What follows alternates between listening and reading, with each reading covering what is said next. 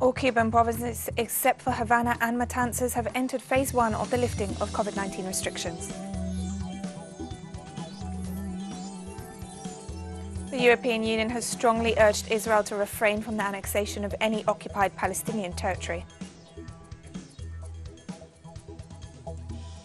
Iran has condemned the latest US sanctions on Syria and pledged to expand trade with its regional ally. From the headquarters of Telesur English in Havana, Cuba, this is From the South, and I'm Katrina Goss.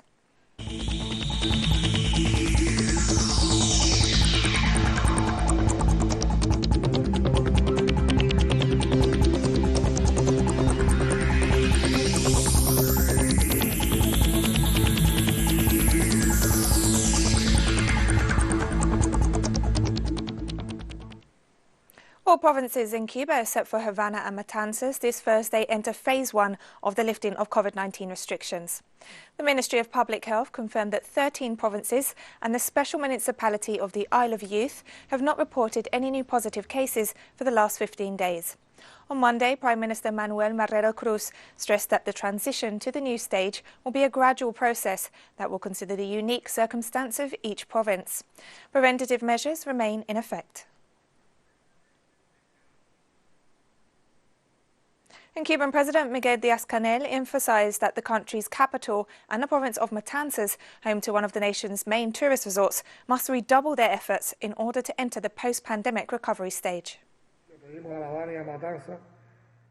We ask Havana and Matanzas to understand they have a group of particularities because they are the center of the pandemic at the moment.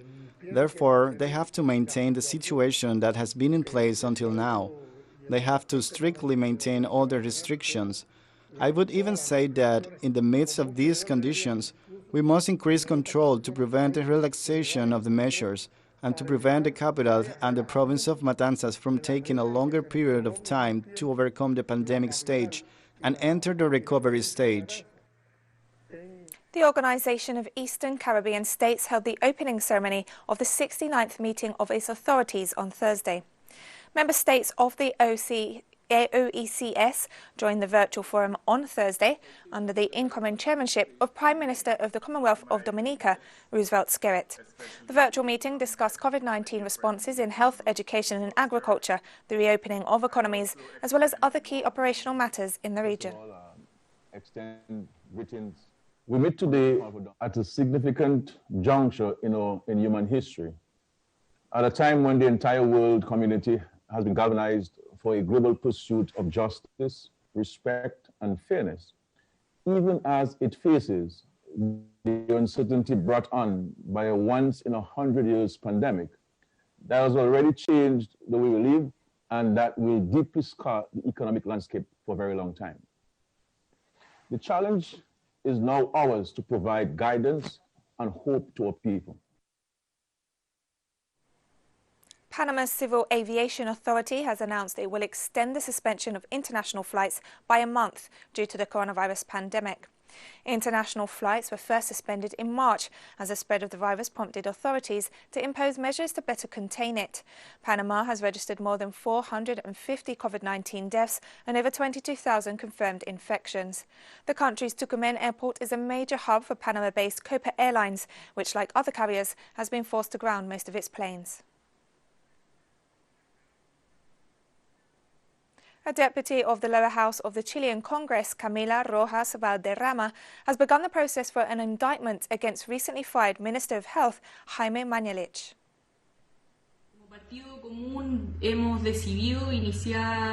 We have decided to start the process to make a constitutional accusation against former Minister of Health, Jaime Mañalich. We are gathering all the records. We are searching the political support through conversations with the other parties of the opposition. We believe that there are enough evidence. The former minister was dismissed for not doing his job correctly because information was hidden and it made it impossible that he remained as minister. We believe that he must explain what he did and what he did not do. He has to be held responsible for the failure of the health strategy that the government has carried out until now, which resulted in high number of infections and many deaths that we, of course, lament. 6 Colombian soldiers were killed and 8 others wounded during an operation against FARC dissidents. The Colombian army launched an attack against Álvaro Boyaco, the leader of a breakaway group of former Revolutionary Armed Forces of Colombia People's Army combatants who denounced the Colombian government for continuing to breach the agreement of the 2016 peace deal. The army said the operation in the central Meta department is ongoing. Meanwhile, authorities say there are around 2,300 such dissidents, while an estimated 13,000 former FARC combatants have laid down their arms as part of the peace accords.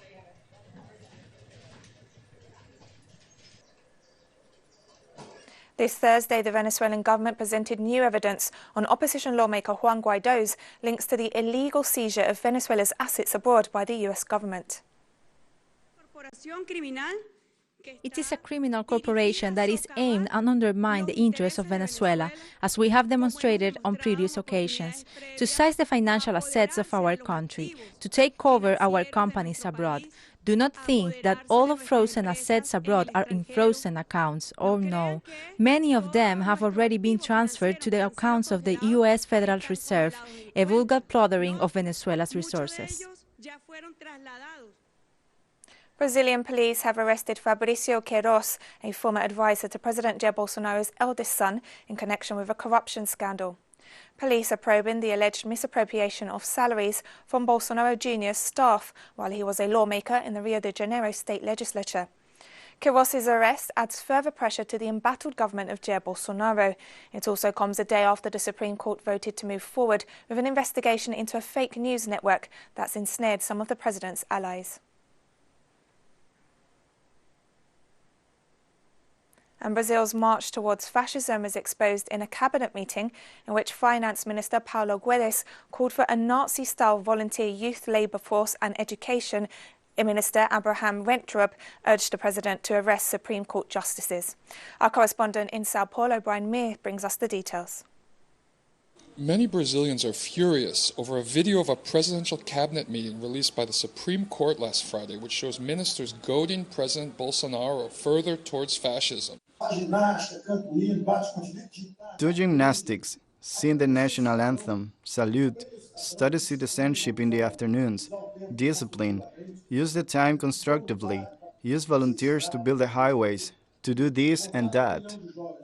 Bolsonaro's education minister Abraham Weintraub has already drawn criticism for speeches in which he simply exchanges the word communists for Jews in passages lifted directly from Adolf Hitler's Mein Kampf.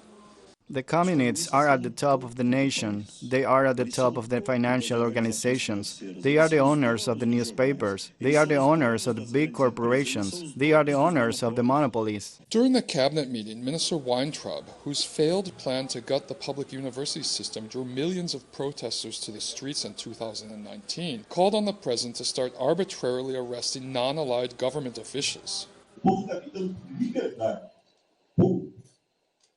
The people are crying for freedom. I think this is what we are losing here. The people want to see what brought me here. If it were up to me, I would throw all these bombs in jail, starting with the Federal Supreme Court. The anger continues to grow. For the first time since the COVID-19 pandemic began, Bolsonaro was forced to flee from protesters during a public outing in Brasilia the day after the video was released. Brian Meir, Telesur, São Paulo. And we have more stories coming up after this very short break, so don't go away.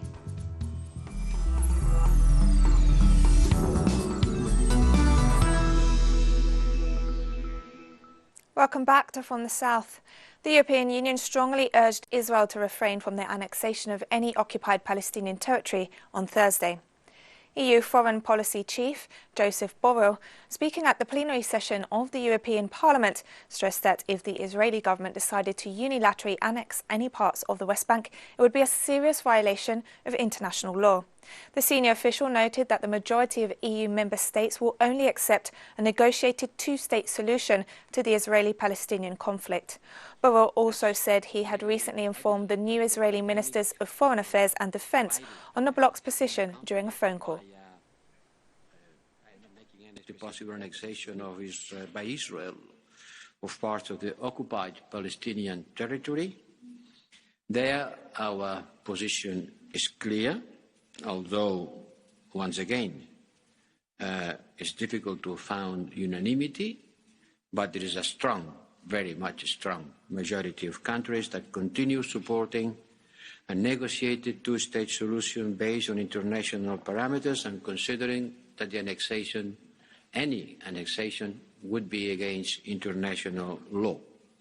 Consequently, we strongly urge Israel to refrain from any unilateral decisions that could lead to this annexation of any part of occupied Palestinian territory.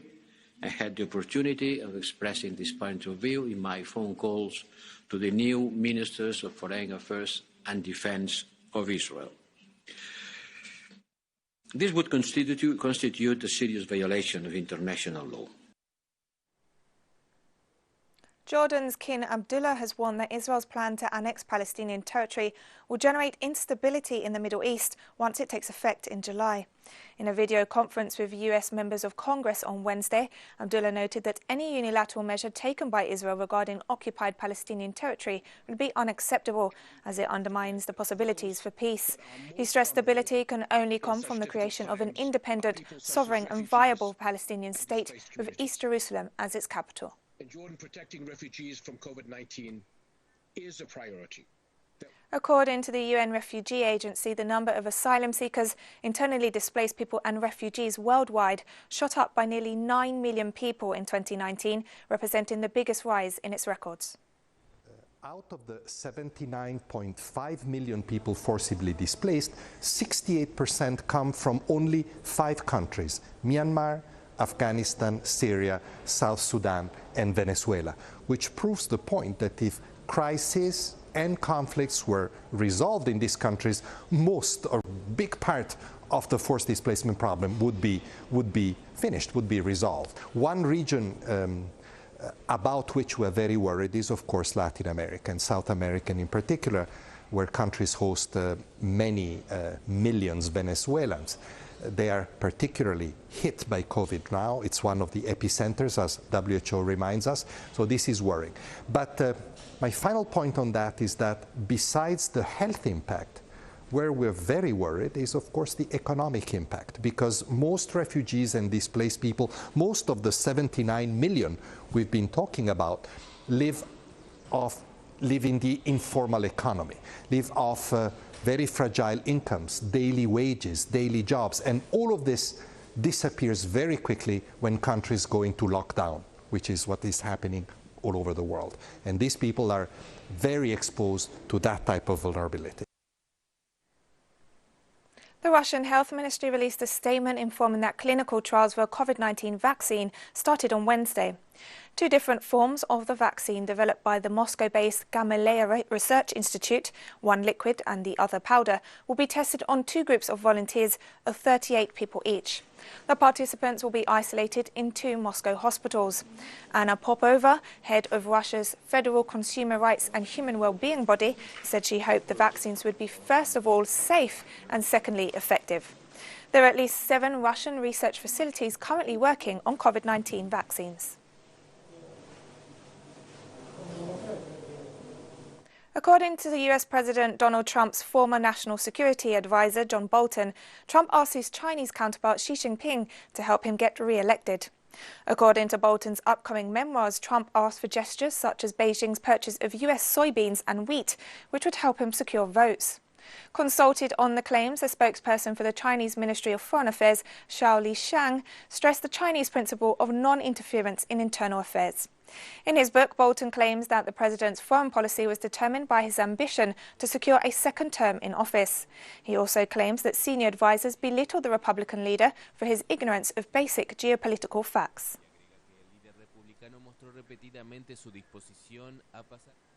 And the US Supreme Court has blocked President Donald Trump's move to cancel the DACA program, which offers protection to 700,000 undocumented migrants brought to the country as children. The Trump government must now provide lower courts with a more robust justification for ending the program, putting it in limbo until after the November elections. DACA allows undocumented migrants brought to the US as children to apply for temporary status that shields them from deportation and allows them to work, but does not provide a path to citizenship. And we're taking one last very short break now, so stay with us for more.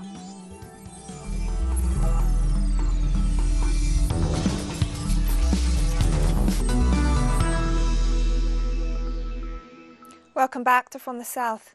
Iran has condemned the latest US sanctions on Syria, describing them as inhumane and pledging to expand trade with its regional ally. Foreign Ministry spokesman Abbas Mousavi stressed that in the midst of the coronavirus pandemic, the imposition of such inhumane sanctions will only aggravate the suffering of the Syrian people. He also assured that Tehran would continue its economic cooperation with the country despite the blockade. Washington imposed its toughest sanctions yet on Syrian President Bashar al-Assad on Wednesday. Meanwhile, Iran welcomed the two-day debate at the UN Human Rights Council this week on police brutality and racial discrimination in the United States. Iran's foreign ministry tweeted that systemic racism, police brutality and violence against peaceful protests represent just the tip of the iceberg. It's high time the world works for the US regime's human rights accountability at home and abroad. The coronavirus pandemic has taken its toll on restaurants in the Chinese capital. Last week, traces of COVID-19 were found on salmon chopping boards at the Xinfadi wholesale market in Beijing. Since then, the city's restaurants have been dealing with a gloomy economic outlook, as many are heavily reliant on seafood from the market. The entire food service industry in the city has been impacted by the new outbreak, traced back to the market. While some restaurants in Beijing remain open to the public, customers have also become cautious of the risk of contracting the virus when dining out. Not dine out. I guess I will not dine out. I am in Shaowan district and I don't know the results, like how many people in this area get infected. And I may touch this virus from the table or something. If this goes on beyond July, we might not be able to carry on. Japan has lifted travel restrictions within the country and said it is in discussions to allow some travel from Vietnam, Thailand, Australia and New Zealand. Starting tomorrow, we will raise the socio-economic activity by another step.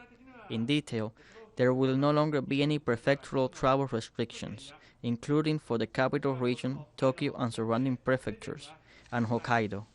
Concerts and other events may also be held with limited attendance and occupancy rates.